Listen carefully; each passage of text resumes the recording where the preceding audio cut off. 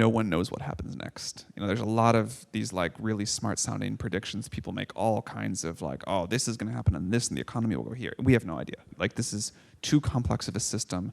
This is too new and impactful of a technology. It's very hard to predict. There are cases where entire classes of jobs will go away. So Sam Altman has been making the rounds lately. He gave a historic interview at the Federal Reserve Conference, and in this interview, he dropped some bombshell statements about people losing jobs to AI. He talked about how millions of jobs will be replaced by AI within the next 2 years. Watch this. Only 5 years ago, AI was still thought of as something that was in the distant future if it was going to happen at all. And even 2.5 years ago, which was right around the time ChatGPT launched, it still hadn't moved past the sort of nerds in Silicon Valley. ChatGPT launched on November 30th of 2022.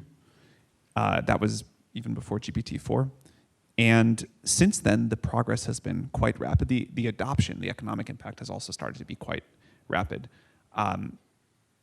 Just last week, we had a model that was able to achieve gold-level performance on the IMO. This is something that I think if you told most people in the field would happen even a few years ago, they would say absolutely not. That's as good as our smartest humans that are true experts in their field. We're now hearing from scientists saying they're 2-3 times more productive. We're hearing from computer programmers that say they're 10 times more productive. It's completely changed what it means to write software. We have systems already that can perform at expert level intelligence in many, many fields. Now, they cannot operate on tasks that are as long horizon as humans can, so there's still a big limitation there. But even if progress were frozen right now, which of course it won't be, I think we still have years ahead of us for society and the economy to really digest this technology and figure out what the impact is going to be. There was a saying for a long time that I thought was great and we should try to get to again, which is electricity too cheap to meter. And we didn't quite deliver on that as a society, although I think we still should. It does, in fact, look like we're about to deliver on intelligence too cheap to meter. We've been able to drive down the cost of each unit of intelligence by more than a factor of 10 each year for the last 5 years. Looks like we'll do that for the next 5 years too, maybe even more. This weekend, I used one of our upcoming models to do a computer programming task that I had wanted to do, sort of like a home automation nerd, and I wanted like the lights and music in my house to do this specific thing. I knew that before this technology, it would have taken me days to do that. I was hopeful that with this technology, given our recent progress, I'd be able to do it in hours. I was able to do it in 5 minutes. The AI did almost all of the work. This is something that, just a year ago, you would have paid a very high-end programmer 20 hours, 40 hours, something like that to do. And an AI did it for probably less than $1 worth of compute tokens. So this is an amazing change, and the speed with which it has happened, the speed with which it will continue for the next few years, I think is still quite unappreciated. We weren't sure even a year ago how much further our current research roadmap was going to continue if we're going to hit some sort of limit. At this point, it looks like we've got many years ahead of us of almost certain progress. Well, fantastic. That really helps us frame the next conversation, which is you're talking to a room full of people in the financial industry and in banking, many of whom are already thinking about how they're going to use AI or already using AI. But how could you compare the potential for AI and productivity? So in the upcoming part, Altman talks about productivity differences of AI, which leaves humans behind in every aspect. Watch this. With other tech gains that we've seen in the past. I'm of the age that I was just starting business when the internet became something that we used more broadly. So how could you kind of frame that for us? And is there an analogy that you might use to describe where we are?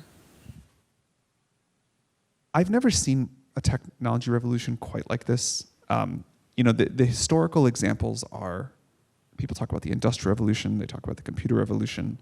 The internet did change a lot of things, but I don't ever remember something that would have cost $10,000 of knowledge work a year ago costing $1 or 10 cents or whatever it would cost now. Like, this is, for my programming example from a minute ago, I think this is just unprecedented. Now, it doesn't work like that for everything.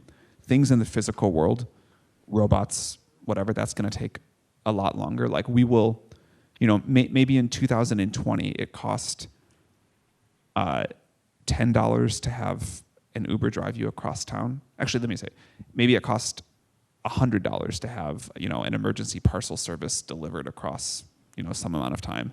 And it cost $100,000 to have an application written. In 2030, maybe to have that software application written costs literally 10 cents, $100,000 down to 10 cents.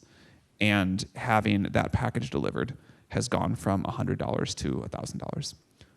And it's going to take a while for the robotics, for the full humanoid that can drive the car, take out the package, go upstairs, push the elevator button, the whole thing. That's just going to take a little while. But for tasks that can be done in front of a computer, it's quite, I don't know any precedent for what's happening. The analogy that I like the most, people say, is this like the Industrial Revolution, or, is this like something else? The one I like is this is like the transistor. The transistor was a discovery of really deep science physics that turned out to be very hard to discover, easy to understand once you understood it, completely economically transformative. And the value sort of diffused throughout all of society as a massive productivity win. But there was a short period of time where there were a lot of transistors. They're called semiconductor companies, and it was this huge boom. And most of those are now kind of like in the background. You're all using devices with lots of transistors in them. They're all over this room. We don't think about this as a transistor device or that as a transistor device. We think of this as like a microphone and a computer and a screen and a camera and whatever else. But this technology was an incredible discovery. It changed what we were able to build. It became part of kind of everything pretty quickly. And you don't talk about companies much as transistor companies, except maybe companies like TSMC or SK Hynix or something like that. And in the same way, I don't think you'll be talking about AI companies for very long. You will just expect products and services to use this technology. You won't think about it that much. You will expect products and services you use to be smarter than you. And that will be a normal part of the world. Like the transistor, this is a technology that scales beautifully. So we had Moore's law with transistors. I don't think we have a name for it yet, but we have these scaling laws with AI where it just gets better and better, and we learn how to really industrialize this and put this everywhere. So I think that's the best historical analog. And we did see phenomenal productivity gains because of the transistor. But again, what we're seeing now with AI, to say nothing of like the weird cases like the fact that at some point AI can invent its own next versions and really accelerate progress even further, with what we're seeing right now, this just goes quite far. Okay, now in this part, Altman talks about how AI is going to impact the job market and how AI will replace millions of jobs in the coming years. Could you give us some your perspective on how you think the labor market and labor productivity or productivity more generally might be affected for some of the banks in the room or other industries that that might be tuning in by our live stream? A thing that I like to remind people in our company of is no one knows what happens next. There's a lot of these like really smart sounding predictions. People make all kinds of like, oh, this is going to happen and this and the economy will go here. We have no idea. No one has that. In my opinion, no one really, this is too complex of a system. This is too new and impactful of a technology. It's very hard to predict. There are cases where entire classes of jobs will go away. There are entirely new classes of jobs that will come. And largely, I think this will look somewhat like most of history, in that the tools people have to use their jobs will let them do more, achieve things in new ways. What it means to be a doctor or a lawyer or a computer programmer clearly will change, but people will still need medical care and they want to talk to a human. People still need legal advice and they'll want someone that they can trust to be on their side. People will still want computers to do things for them. But the amount that one person can do, and also the amount that we expect out of one person, will be incredible. Like all throughout history, we have these new technologies come along and people say this is the end of work, this is the end of jobs. It turns out people seem to want unlimited stuff. have a huge desire to express their creativity and be useful to people. And I'm still waiting for that promise from the Industrial Revolution that we only had to work 4 hours a week and got to, play on the beach and hang out with our kids, and here we all are. But one thing I believe is you never fight biology. Like, evolution has had too long. We are too finely shaped. The sort of biological drives that we have and what it means to be human. Like, technology doesn't change that. You can't beat that. And so I don't think the fundamental things that make us work and kind of animate society are going to go anywhere. And we'll probably all still be complaining that we have to work too hard, even though we're unimaginably rich. Probably if we could look from today at the people 100 years in the future, we would look at those jobs and say, those are not real jobs. You are not actually busy. You have unimaginable luxury. You have everything you could possibly need. You have nothing to do, so you're making up a job to play a silly status game and to fill your time and to feel useful to other people. And those are exactly the things that someone from 100 or 500 years ago would say about us today. And that's just the way of things. Like, I think that's great. That's a unique vision of the future, but if we dial it back to today, as regulators, we're always very risk averse, and we're also very cautious about the way that we're safeguarding our data and ensuring that, one, we can use innovation as we're doing our work. And I know banks are very interested in ensuring that they can leverage these kinds of technologies. But the data that we are protecting in our organizations is really critical, that we're able to maintain its security. So how should we think about risks? And given that we're in government and one section of government, how do you think about government uses? So we expected that the financial sector and also the government itself were not going to be early adopters of our technology. AI, it's gotten much better, but when we first launched, the thing that the average person thought about AI is that it hallucinated a lot. I remember when we launched GPT-3, like, there was this whole survey of academics who were supposed to be experts in AI, and they were like polled on what % of GPT-3 answers were like hallucinations. The real answer was like 0.1% or maybe even less. But the consensus of the academic experts was 50%. They thought half the time people were talking to ChatGPT, it was completely hallucinating something. It was obviously not true, but that branding kind of stuck with us for a while. And so we assumed that financial services, to say nothing of the government, were not going to be our early adopters. Some of our biggest early enterprise partners turned out to be financial institutions. Morgan Stanley, Bank of New York, these are major partners of ours that we're doing fantastic work with. And we were kind of like, are y'all sure? And they were like, yeah, we really want to do this. And they have figured out how to use the technology, how to structure it enough that they can rely on it for critical, many other financial institutions too, rely on it for critical processes. We are increasingly working with the government to roll out our services to lots of government employees. And a thing that someone said that stuck with me is, hey, we realize this is a new technology. We've got to put some new controls on it. But the risk of us not doing this, if we don't adopt this, the risk is that we don't continue to exist as a business. We know we cannot compete with, if we're a bank, we know we cannot compete with a new bank that is really going to build an AI-first experience and use AI for the entire stack of things. So it was one of the most innovative industries, and the adoption and rollout has worked better than I thought. There clearly are risks to mitigate. We talked about hallucinations. A new one on the horizon is what's sort of called prompt injections. The idea that once a model really becomes personalized to you and your data, someone else can kind of trick it to tell it something it shouldn't. I may know a lot of private information about you, but I understand when I can share that with him and when I can share that with her, and that I should never share it with him.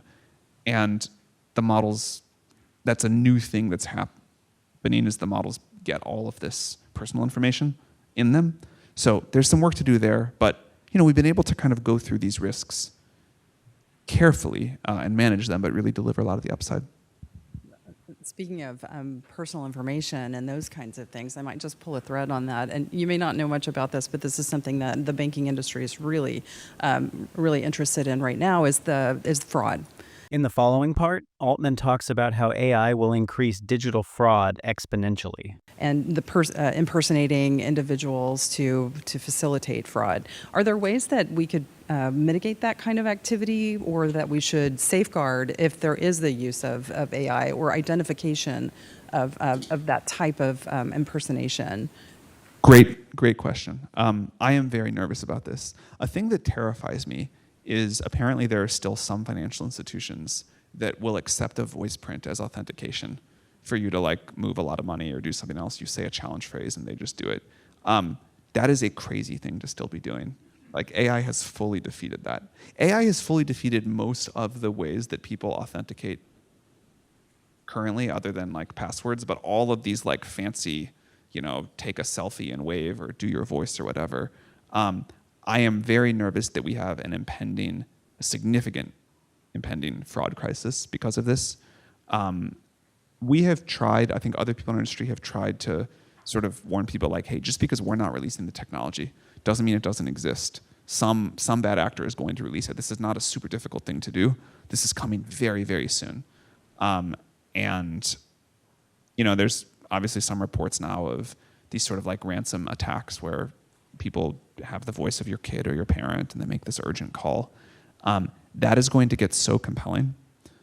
Society has to deal with this problem more generally, but people are going to have to change the way they interact. They're going to have to change the way they verify, like this person calling me. Right now it's a voice call. Soon it's going to be a video FaceTime. It'll be indistinguishable from reality. And teaching people how to authenticate in a world like that, how to think about the fraud impacts, this is a huge deal. That might be something we could think about partnering on, the identification of those hallucinations or the intentional impersonations. I think would be a really beneficial thing to engage in. But being the parent of two teenagers, one just graduated from high school and the other's a sophomore in high school. Apparently, a lot of these kids these days are using ChatGPT and other AI to facilitate their work and to complete high school. Do you have thoughts about that and how AI can be used in a beneficial way instead of in this way for kids and with teaching? Let me tell two stories and then I will answer that. I never met my grandfather. He died before I was born. But a story that was told to me by my grandmother was about what happened. He was very good at math. What happened when the calculator came out. And he thought, he always kind of liked new technology. When the calculator came out, math teachers at the time apparently said, this is a disaster. This is the end of math education. If you don't have to learn how to use a slide rule or look up stuff in the logarithms books or whatever they did at the time, why bother to teach anyone math? Like this is, these kids are never going to learn. And it was apparently a real meltdown. And of course what happened is with better tools, we use our brain power for something else. We start teaching calculus in high school. We start exposing people to more advanced math. My own version of the story was when I was in junior high and Google came out. And the teachers at the high school, I heard this from the older kids, were really panicked. Because if there was this crazy new thing called Google, you didn't have to memorize facts. You didn't have to memorize the year that a certain war was fought. You could just look it up and what was the point of history class? And if you didn't have to fire up your car and drive to the library and learn to use the card catalog and then walk down and try to find this book, but someone had checked it out and then try to find some other book. You didn't have to suffer that hour. Then what was the point of learning? And I had gone to the library and used the card catalog as a little kid a little bit. And I was like, no, that's a really bad experience. I could do something better with that hour of my life. And again, what happened, so there was this brief effort at my school to ban Google and get these pledges not to use it and whatever. And then people realized oh man, we can give our students more tools and we can expect more out of them. And sure, maybe they drive to the library a little bit less, but they can use that time to think harder or come up with new ideas or do whatever. And that was really great. We expect more, we get more. The potential is higher, but the expectations are much, much higher. And I think it's the same thing now with ChatGPT. It is totally true. Back to that November 30th date when ChatGPT first came out, kind of the first mega passionate early adopters were for sure students using it to like cheat on their finals or papers or whatever that December. And you had these school districts falling all over themselves to see who could ban ChatGPT the fastest. So we launched November 30th. By December 7th, some people have banned it. By December 14th, it's like really careening off the cliff. Schools leave for the break, and it looks like ChatGPT is like never going to be allowed inside of any educational institution again. It's a 2-week-old product. It's done. By the middle of January, you start seeing these things from principals, from superintendents, from like serious high-up people in the world of education saying, actually, we made a huge mistake. This is the best learning tool ever.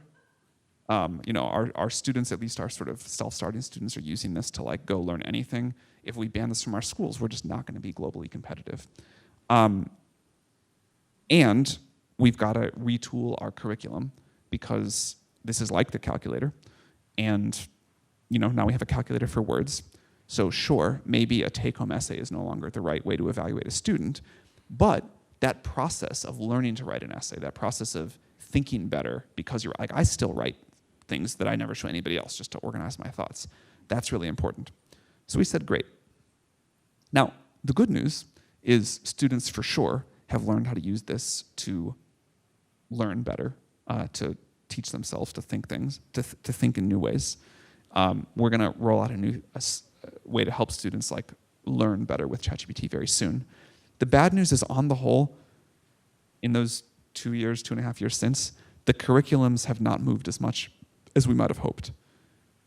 People seem to have a lot of energy that they were going to have to start educating and evaluating in new ways, and then kind of the molasses of the education system did its thing, and we're still giving a lot of take-home essays. And I think that's a losing battle. We should be teaching people to use, give them assignments that require them to use tools like ChatGPT. Cannot be done without it, that's fine, but expect much more out of them. And I still hope we're going to get there. Sounds like a transformation of our education system. But it has to be. These kids are going to grow up and be adults with unbelievably powerful AI, and if we're not training them for that world, we've really missed the mark. That's very helpful. Thank you. I'll make sure my daughter understands what our expectations are as she's finishing high school. But to move back to some things that you've talked about in the past, and to move a little bit back to the business community, you've said that AI will make small businesses, or it's going to create an environment for entrepreneurs that's going to be second to none. A new era, I think, is what you called it. How do you see small businesses? That's something that a number of our board members are really engaged in, and really we care about making sure that there's new business formation and that there's opportunity there for new entrants in that. How do you see that being transformed, and not just for the Silicon Valley small businesses or new entrepreneurs there, but more broadly? So the first thing we saw with ChatGPT, as I mentioned, was students. One of the coolest things we saw pretty quickly after was everybody who worked at OpenAI started to get these stories of how people were using ChatGPT when it was still very novel in their business life. And everybody has their favorite, but I'll tell you my favorite. I was in an Uber, and the Uber driver was telling me about this amazing new thing called ChatGPT and asking if I'd heard of it. And I was like, oh yeah, what are you doing with it? And he was like, it's the craziest thing. I have this small business. It wasn't quite working, but now I have an employee in every area. It does contracts for me. It answers my customer support emails. It helps me come up with my marketing stuff. It designs my thing. He goes down this list. And he basically had this business running on ChatGPT. This was before it was a common thing.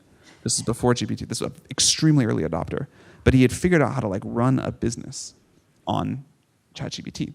And it was not like he was taking jobs from other people. His business just would have failed. He couldn't pay for the lawyers. He couldn't pay for the customer support people. He didn't know how to get someone to design the advertisements for him. He didn't know how to have a system that could automatically bid for ads on the internet for him. And ChatGPT just did all of this. Now, obviously, it's much better now.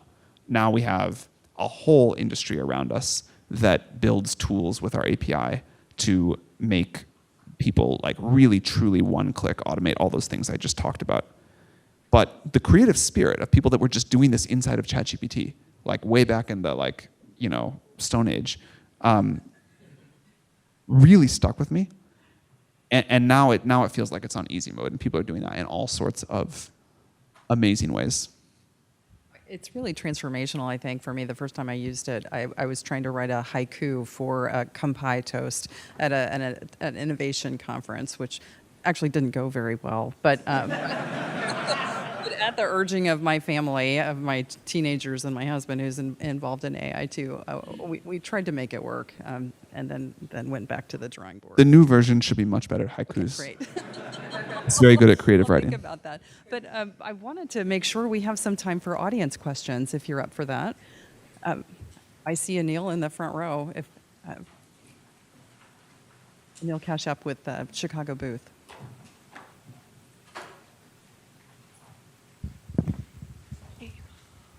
Hi.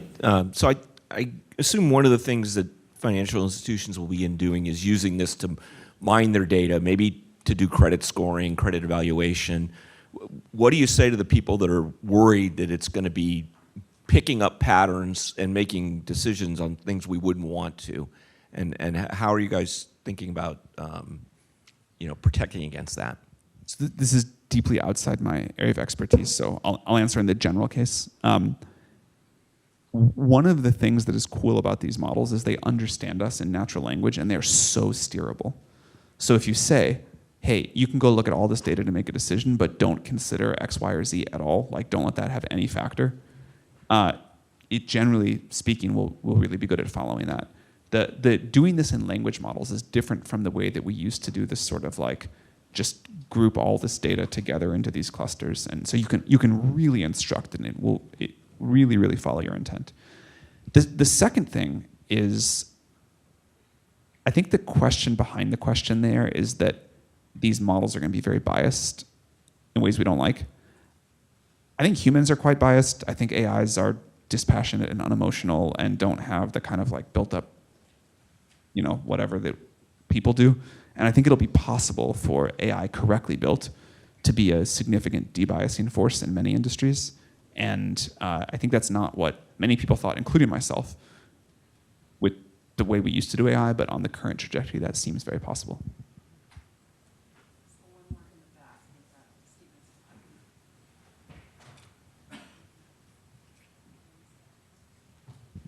Hi, Sam. Stephen Scott with a company called Starling.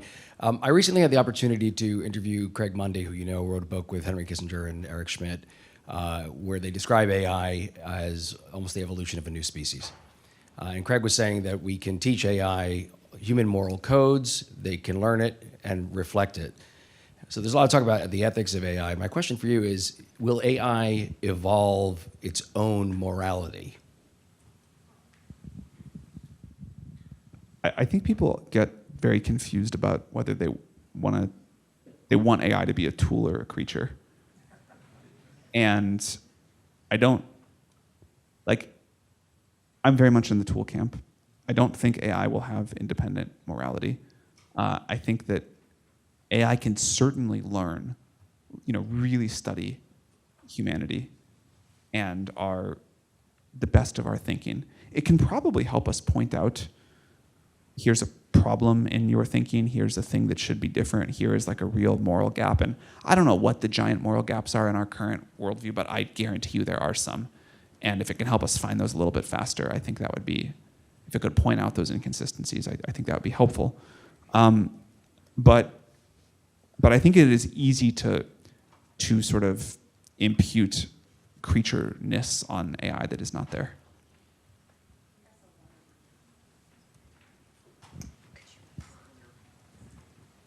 Thanks. I read recently, it's weird to use the phrase traditional internet, but there are some people who say that AI will sort of destroy or really reshape the traditional internet, whether it's search, whether it's lots of other things. And obviously there's a huge economy now that we built on that. What's your sense of the amount of change that's going to happen in that world, where AI will be most disruptive and where things will be more status quo? I do think there are all of these things. So I think AI will be somewhat disruptive to the way people currently use technology. The reason I was smiling is there's this funny thing that happens. Older people, or people who are used to like emailing with a certain kind of etiquette, will type out the bullet points that they want to communicate, put it into ChatGPT. ChatGPT will write this long, nice, formal email with a bunch of like fluff and the bullet points somewhere in there. They'll send it across to somebody else. That person will put it back into ChatGPT and say, please summarize this for me. And on the whole, the high school students think this is ridiculous and just say, just send the bullet points. Like that kind of like formal email thing is dead. Just like, you're generating on one side, you're collapsing it back. This is ridiculous.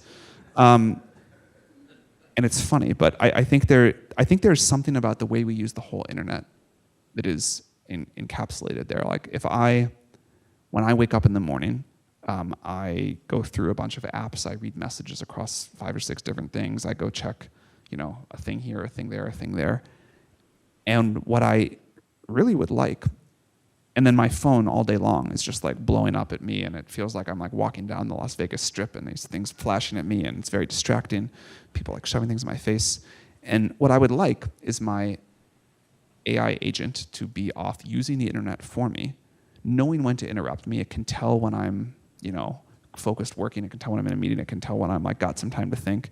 It can override if necessary. Otherwise, it can like nicely summarize stuff, respond to things for me, pull the things together.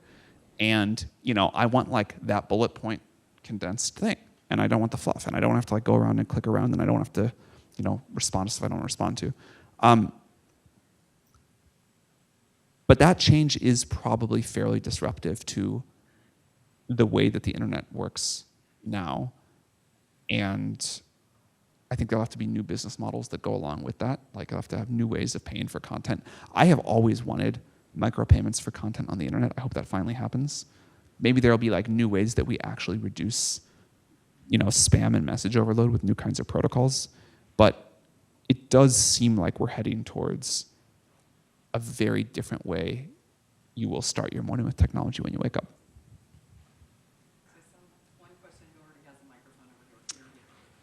I'm Peter Hooper, Deutsche Bank. Sam, thank you very much for prolonging a career here, or at least raising productivity as the years advance, rather than seeing it drop off. You mentioned you're expecting significant job losses and significant job gains. Could you talk a little bit more about the areas and the potential disruption that could cause?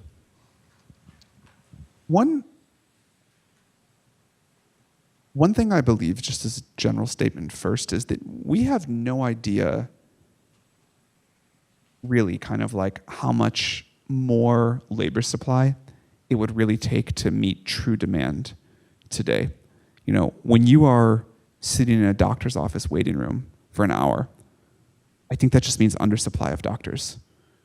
Or that the doctors aren't productive enough. And, it would be great if the doctor's waiting around, and as soon as you get there, like, they're ready to see you and they have the whole thing ready to go. Lots of other examples like this. Every time you're, wasting your time in any way, every time you're kind of clicking around the internet, can't quite do the productive thing. I think we are in an undersupply of labor to a degree that is going to look horrible in retrospect. Now, some areas, again, I think just like totally gone. I don't know if any of you have used one of these like AI customer support bots, but it's incredible. A couple years ago, you like call customer support, you like go through a phone tree, you talk to 4 different people, they do the thing wrong, you call back again, you wait through it. It's like hours of pain, ton of time on hold, and the thing that you want doesn't happen. Very frustrating experience. Now you call one of these things and AI answers. It's like a super smart, capable person. There's no phone tree, there's no transfers. It can do everything that any customer support agent at that company could do. It does not make mistakes. It's very quick. You call once, the thing just happens, it's done, answers right away. Great. Now, I don't want to go back there. And I also it doesn't bother me at all that that's an AI and not a real person. So that's a category where I would just say, you know what? When you call customer support, you're going to be talking to an AI. And that's fine. A lot of these other things, I really do want a human doctor. ChatGPT today, by the way, most of the time can give you better, it's like a better diagnostician than most doctors in the world. And I'll like many people here probably put my symptoms in and test results, and like there's all these stories on the internet of ChatGPT saved my life, and I had this rare disease and it found it, and all these doctors didn't do it, and yet people still go to doctors. And I am not like, maybe I'm a dinosaur here, but I really do not want to like entrust my medical fate to ChatGPT with no human doctor in the loop. Would anybody here rather just have ChatGPT diagnose them than a doctor? Even though you know it's better? That's like quite interesting, right? So this is a class where we're going to keep doing things largely the way that we did. We talked earlier about this example of computer programmers. Like, again, I think it's amazing that a computer programmer is now 10 times more productive. Salaries of programmers going up extremely rapidly in Silicon Valley, so are expectations. And it turns out, I think the world wants a gigantic amount more software, 100 times, maybe 1,000 times more software. So maybe each person can now write 10 times as much software. They're going to make 3 times as much. The world will be happy because the world has wanted way more software. The programmers will be happy too. And I think we'll see many categories like that. Things in the physical world will keep being done by humans for a while, but when this robotics wave comes crashing in another 3 to 7 years, I think that's going to be a really big thing for society to reckon with. Yeah, that's kind of what I summarize it. I think we have 2 more questions over here, and we might have time for a third, but let's go ahead. Rob, you already have the microphone. Would you introduce yourself, please? Sure. Rob Blackwell with Interfi. We've been raised on decades of sci-fi telling us that AI is eventually going to kill us all. And since you know more about AI than arguably anybody in this room, I just want to ask you, what does keep you up at night? What are the things that you worry about when it comes to AI, and how do we prevent those things that you worry about from coming true? I think there's 3 sort of scary categories. There's a bad guy gets super intelligence first and misuses it before the rest of the world has a powerful enough version to defend. So an adversary of the US says, I'm going to use this super intelligence to design a bioweapon to take down the United States power grid, to break into the financial system and take everyone's money. Something that would just be hard to imagine without significantly superhuman intelligence, but with it becomes very possible. And because we don't have that, we can't defend against it. So that's broad category 1. And I think that the bio capability of these models, the cybersecurity capability of these models, these are getting quite significant. We continue to flash the warning lights on this. I think the world is not taking us seriously. I don't know what else we can do there, but it's this is a very big thing coming. Category 2 is the sort of broadly called loss of control incidents, where that's kind of like the sci-fi movie. The AI is like, oh, I don't actually want you to turn me off. I'm afraid I can't do that, whatever. And I think that is less of a concern to me than the first category, but a very grave concern if it came to pass. There's a lot of work we and other companies do on model alignment to prevent that from happening. But as these systems become so powerful, that's a real concern. And then there's the third one, which I think those first 2 are sort of easy to think about and imagine. The third one is, to me, more difficult to imagine, but quite scary. And I'll explain what it is, and then I'll give a short-term and a long-term example. This is the category where the models kind of accidentally take over the world. They never wake up. They never do the sci-fi thing. They never open the pod bay doors. But they just become so ingrained in society, and they're so much smarter than we are. And we can't really understand what they're doing, but we do kind of have to rely on them. And even without a drop of malevolence from anyone, society can just veer in a sort of strange direction. When I was a kid and Deep Blue, that AI system built by IBM, beat Garry Kasparov in chess, I remember my dad saying, this is the end of chess, and no one's going to play it again. But then it turned out that actually, although the AI was better than humans, AI plus a human together was way better than an AI or the human. the AI would present 10 options and the human would pick the best one or something like that and play the move. And everybody said, oh, we have this wonderful future of man and machine together. It's all no problem, whatever. That lasted 2 months, 3 months, something like that. And then the AI got so smart that the human only made it worse because they didn't understand what was really going on, and the AI alone trounced the AI and human. It's been like that ever since. Now, another interesting part of that story is everybody was convinced in the 90s that was the end of chess, because if AI could beat humans, why should humans care? Chess has never been more popular than it is today. People love to watch chess. We're very focused on real people doing like real people things. So there was like a very interesting thing that happened there.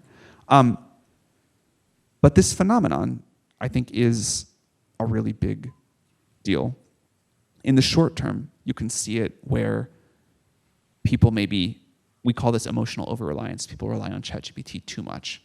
There's young people who just say like, I can't make any decision in my life without telling ChatGPT everything that's going on. It knows me, it knows my friends, I'm gonna do whatever it says. That feels really bad to me.